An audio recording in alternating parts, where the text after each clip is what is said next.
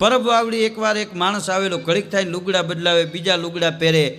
આરતી પૂરી થયા પછી સેવાદાસ બાપુએ બોલાવ્યો, અહીંયા આવ્યો તો એ માણસ ગયો.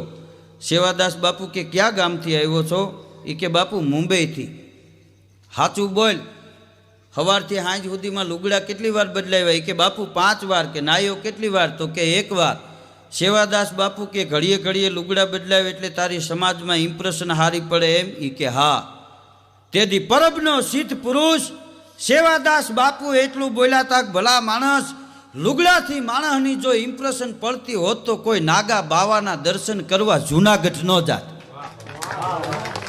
ભલા માણા, તારું ચારિત્ર બદલાવી નાખ. નીરબિન કુફ કહા, રતિબિન ભૂફ કહા, લક્ષબિન રૂપ કહા, નારીકો બખાનવો, કાલર કો ખેત કહા, કપટી કો હેત કહા, દિલ બિન દાન કહા, ચિત્ત મરી આનવો, તપ બિન જોગ કહા, જ્ઞાન બિન મોજ કહા, હોય જો કપૂત પૂત તો ડૂબ્યો કુલ જાનવો.